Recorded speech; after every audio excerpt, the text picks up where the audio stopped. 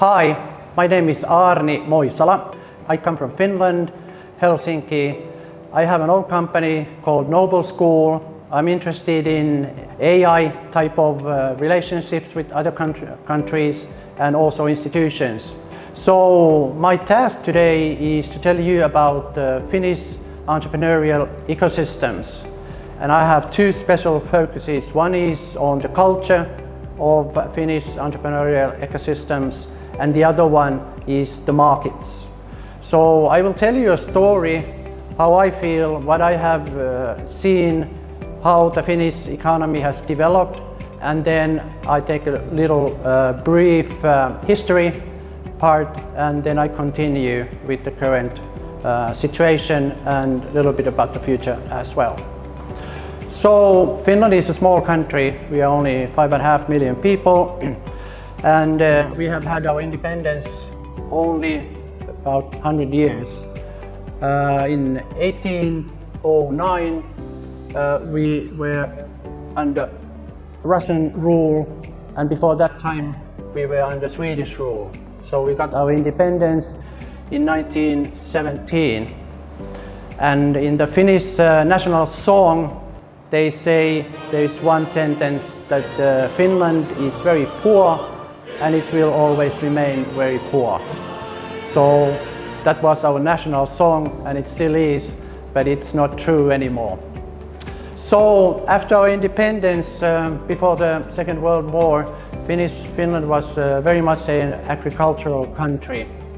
But after the war, we had to pay the war debts to Soviet Union, and that was the time when Finnish economy really picked up its pace, because I guess we were the only country in the world who paid the war debts to another country. So it was the beginning of industrialization.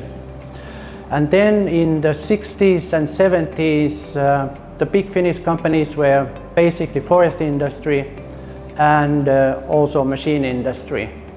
And the third largest group was the social side of Finland, so the private and public sectors. So entrepreneurship was not very popular in the 60s and 70s, even not in the 80s, because people thought that they have a job in a big company or they work for the state. So the turnaround came in the 90s and before 2000 because the Finnish telecommunication sector was deregulated at that time, and Finland was among the first countries to face this opportunity to have more competition in the telecommunication industry. So that was the birth of Nokia mobile phones as well. And that company grew up to be the biggest in the world. So it had at its best a market share of something like 37%.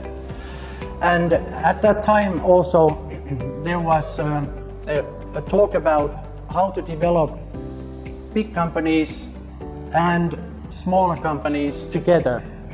So in Finland, the idea about the clusters came very important.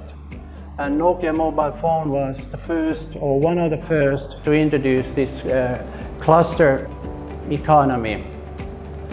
And it meant that Nokia mobile phones was the biggest company in the cluster, but it also had hundreds and hundreds of subcontractors, and they worked together as one big company. And Nokia was also directing the cluster very strongly, and they told their partners that if you want to do deals with us, you have to cut down your production costs by 2 to 5% every year.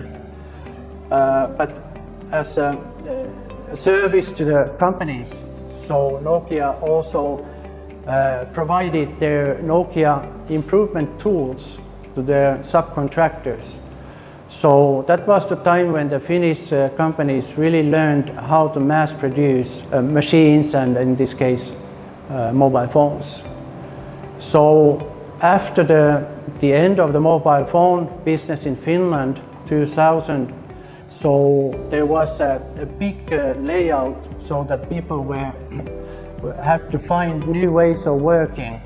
And that was the breakthrough also for Finnish entrepreneurs, because the state provided a lot of assistance, financial and educational assistance, to these people who had worked for Nokia mobile phones. And there were a lot of designers and team leaders and quality improvement people and so on, who also set up their own companies. And this was basically done in Helsinki, but also in other big cities, especially in Oulu and Salo. So now the entrepreneurs were in a way forced to form their own companies, but they have a lot of skills regarding AI, regarding digital improvements and so on. So now a new industry in a way was born, and this was the first time when we were talking about entrepreneurial ecosystems, because at that time these small entrepreneurial companies were developing new products, and especially in the gaming industry, and the government was also giving assistance to these young entrepreneurs, and I think we succeeded quite well, because the gaming industry in Finland started to boom. And a few examples are like Rovio Entertainment. Maybe their best game was called Angry Birds, yeah. And it was a big hit overall in the world. And then the second company, Supercell, was also growing very fast. And today there are many other gaming companies in Finland. And also when it comes to the culture of these companies, they are very special. Because for example, Supercell, they don't have any foremen. They have only small teams that make new games, and they can decide do they want to continue with the game development, for example, after the proof of concept phase.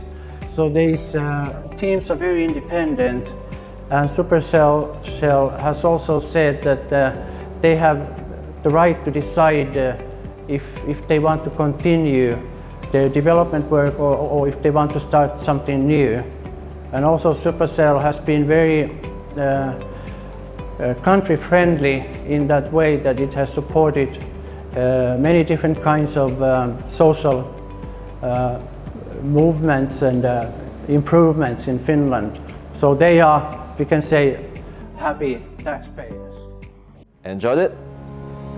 Please follow our Patreon channel to learn more about international business, entrepreneurship knowledge, latest innovation, and scholars' insights, and even more. See you soon!